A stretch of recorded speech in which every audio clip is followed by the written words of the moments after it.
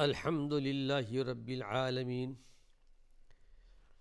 والعاقبۃ للمتقین والصلاة والسلام علی سید المرسلین۔ ناظرین کرام، السلام علیکم ورحمۃ اللہ وبرکاتہ۔ ایمانی صفات کا عنوان لے کر آپ کی خدمت میں حاضر ہوں۔ ایمانی صفات کے تعلق سے حقوق العباد پر سب سے پہلے ماں باپ کی کیا ذمہ داریاں ہیں اولاد پر، اس کا ذکر کیا جا رہا ہے۔ کچھ چیزیں بیان کر چکا ہوں۔ نو مولود بچے کے کان میں اذان دینا اور تحنیک، جیسا کہ عرض کیا جا چکا ہے۔ ایک روایت آپ کے سامنے پیش کر رہا ہوں، امام مسلم رحمۃ اللہ علیہ نے نقل کیا ہے عائشہ صدیقہ رضی اللہ عنہا سے۔ چونکہ 10 سالہ زندگی حضرت عائشہ صدیقہ نے آپ کے ساتھ گزاری ہے مدینہ منورہ کے اندر، اور بہت ساری چیزیں جو آپ سے سنی ہیں، آپ کو دیکھی ہیں، وہ روایتیں آپ بیان کرتی تھی۔ تو آپ کہتی ہیں کہ ان رسول اللہ صلی اللہ علیہ وسلم کان یؤتی بالصبیان فیبرک علیہم ویحنکہم۔ کہتی ہے کہ اللہ کے نبی صلی اللہ علیہ وسلم کے پاس بچے لائے جاتے تھے، نو مولود جو بچہ پیدا ہوتا صحابہ آپ کے پاس لاتے تھے، فیبرک علیہم، تاکہ آپ ان کے لیے برکت کی دعا فرمائیں، ویحنکہم، اور ان کی تحنیک کریں۔ اور تحنیک میں بتا چکا ہوں، ایک کھجور کو چبا کر، یعنی اس کو نرم کر کے بچے کے تالو پہ مل دینا، اس کا نام تحنیک۔ یہ اللہ کے رسول صلی اللہ علیہ وسلم کا طریقہ تھا۔ آپ کے پاس بچے لائے جاتے تھے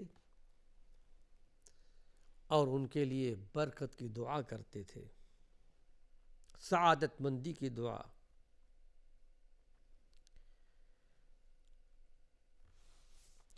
اور ایک روایت آپ کے سامنے پیش کرتا ہوں بخاری اور مسلم کی۔ یہ روایت ہے حضرت اسماء بنت ابی بکر سے، جو عائشہ صدیقہ کی سگی بہن ہے، یہ باپ کی طرف سے، ماں دونوں کی الگ الگ تھیں۔ روایت ہے کہ عن اسماء بنت ابی بکر، ابو بکر صدیق کی بیٹی ہیں، عائشہ صدیقہ کی بڑی بہن ہے، انہا حملت بعبد اللہ بن زبیر بمکہ۔ کہتے ہیں کہ ہجرت سے پہلے مکہ المکرمہ میں یہ حاملہ ہوئیں عبداللہ بن زبیر کے ساتھ، یعنی عبداللہ بن زبیر جو زبیر بن العوام کے صاحبزادے تھے، پیٹ میں جنم لیا۔ قالت، کہتی ہیں حضرت اسماء خود بیان کرتی ہیں کہ فولدت بقباء، مکہ المکرمہ سے ہجرت کرنے کے بعد جب میں مدینہ منور آئی تو ظاہر ہے کہ سب سے پہلے اللہ کے پیارے پیغمبر قباء تشریف لائے تھے، جو قباء کی ایک بڑی مسجد ہے، جہاں نماز پڑھنے کی بڑی فضیلت ہے۔ 2 رکعت کوئی نماز پڑھ لے تو ایک عمرے کا ثواب ملتا ہے۔ آپ قباء میں تشریف فرما تھے۔ یہ بھی جب ہجرت کر کے مدینہ منورہ آئی تو سب سے پہلے قباء میں قیام کیا تھا۔ خود بیان کرتی ہیں حضرت اسماء، تو کہتے کہ وہیں پر قبا میں عبداللہ بن زبیر کی ولادت ہوئی، آپ کی پیدائش ہوئی، اور یہی عبداللہ بن زبیر ہیں جو مکۃ المکرمہ کے امیر تھے۔ ایک فتنے کا دور ایسا بھی آیا جب کہ حجاج بن یوسف کی طرف سے حملہ ہوا ان پر، اور خاص اسی مکۃ المکرمہ میں بیت اللہ کے اندر شہید کر دیے گئے۔ کہتی ہے کہ ثم اتیت بہ رسول اللہ صلی اللہ علیہ وسلم، قبا میں جب میرا بچہ پیدا ہوا عبداللہ بن زبیر، تو میں ان کو لے کر اللہ کے نبی کی خدمت میں آئی، اور لا کر میں نے آپ کے گود پہ ڈال دیا۔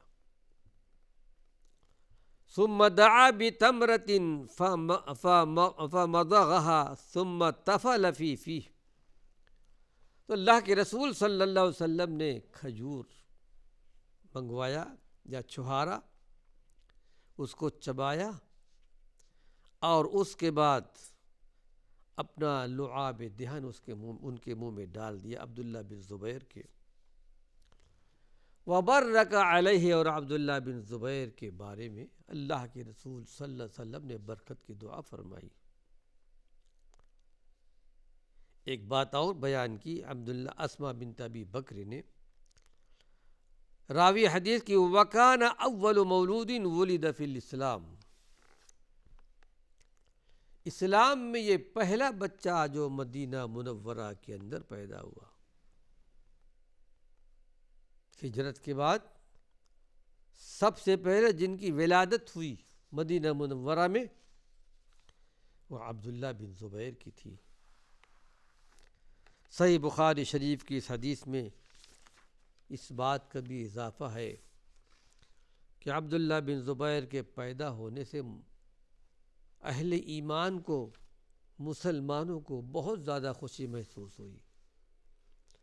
ایک تو کہ ہجرت کے بعد پیدا ہونے والا یہ پہلا بچہ ہے، اور جب ہجرت کر کے مدینہ منورہ میں مسلمان مکے سے ہجرت کر کے مدینہ منورہ آئے، تو یہودیوں کی طرف سے یہ بات مشہور ہو گئی تھی کہ انہوں نے اہل ایمان پر، مسلمانوں پر ایسا جادو کر دیا ہے کہ اب ان کے ہاں بچے پیدا نہیں ہوں گے۔ لیکن عبداللہ بن زبیر کے پیدائش نے ان سب کو غلط ثابت کر دیا، اور جو دشمن تھے، جادو والی جو بات مشہور تھی، حقیقت میں ان کو ذلت اٹھانی پڑی۔ تحنیک کے بہت سے واقعات حدیث کے اندر ملتے ہیں۔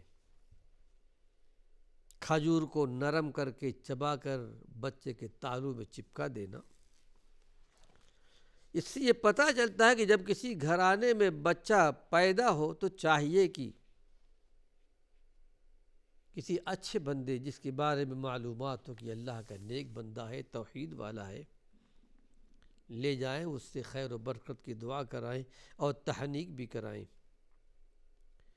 لیکن افسوس ہے کہ یہ ان سنتوں میں سے ہے جس کا رواج اب بہت کم ہو گیا ہے، لوگ تقریباً ایسا نہیں کرتے۔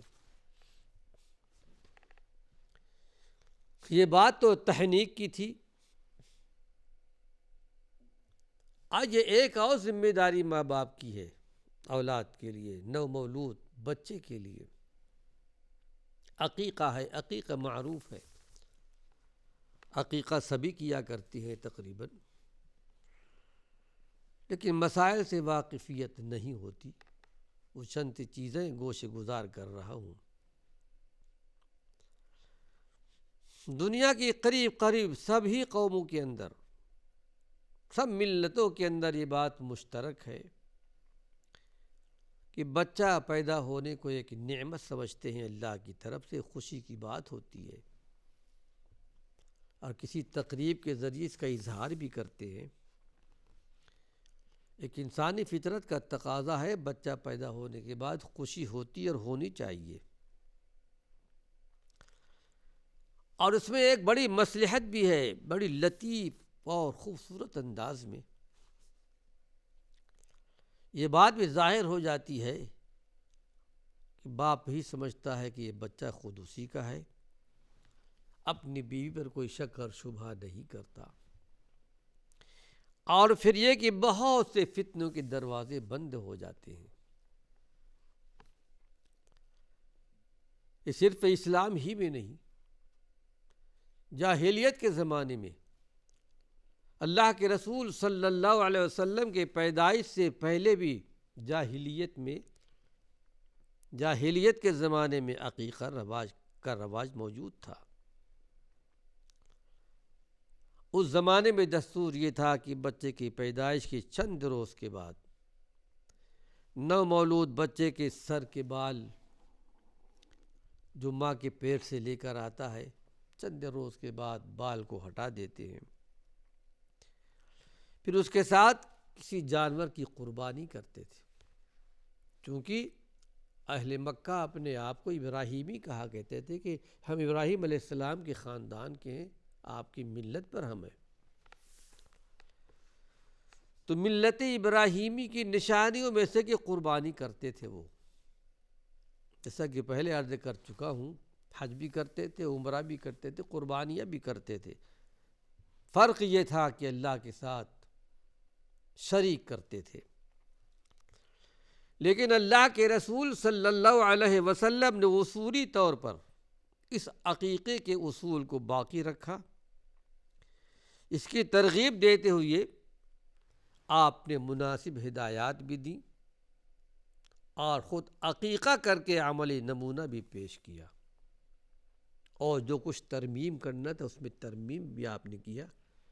جاہلیت کے زمانے کے جو غلط رسمیں تھے آپ نے اس کو ختم کیا۔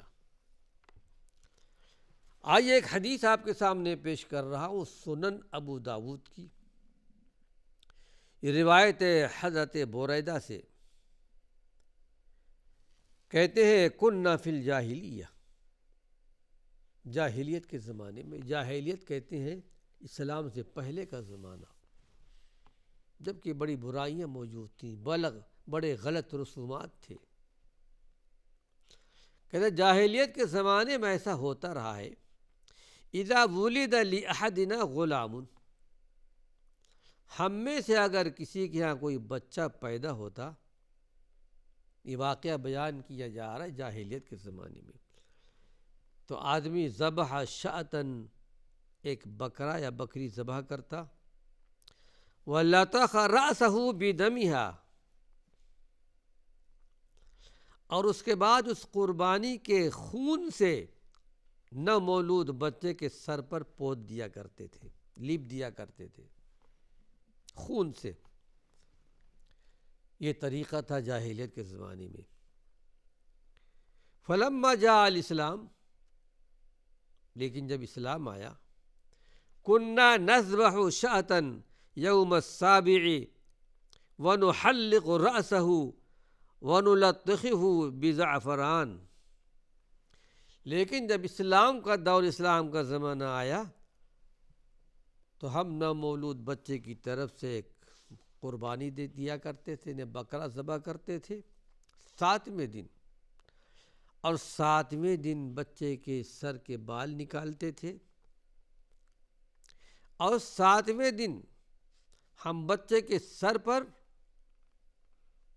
زعفران رکھتے تھے، زعفران کا کچھ حصہ سر پر لگاتے تھے۔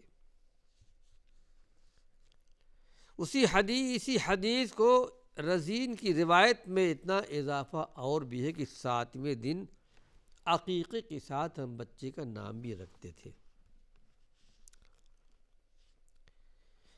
آئیے ایک حدیث اور پیش کر کے اس کی شرح آپ کے سامنے بیان کروں گا۔ روایت ابن حبان، صحیح ابن حبان کی، بڑی معروف کتاب حدیث کی، روایت حضرت عائشہ صدیقہ سے، عن عائشہ قالت کانوا فی الجاہلیہ،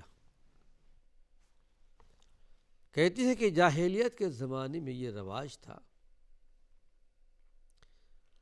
لیکن ظاہر ہے کہ عائشہ صدیقہ رضی اللہ عنہا نے جاہلیت کا زمانہ دیکھا نہیں ہے. جاہلیت کا زمانہ اللہ کے پیارے پیغمبر نے جب مبعوث ہوئے، اسلام کی دعوت، توحید کی دعوت پیش کی، اس کے بعد 13 سال آپ مکے میں رہے. اور جب ہجرت ہوئی تو اس وقت حضرت عائشہ 9 سال کی تھیں. یعنی جاہلیت کے بعد آپ پیدا ہوئیں. لیکن بہرحال آپ کو ساری اطلاعات تو ملی ہیں وہاں کے معاشرے سے، وہاں کے سماج سے، وہاں کی سوسائٹی سے، کہ جاہلیت کے زمانے میں کیا ہوتا رہا ہے. کانوا فی الجاہلیت، جاہلیت کے زمانے میں اذا عقوا عن الصبی خضبوا فتنۃ بدم العقیقہ.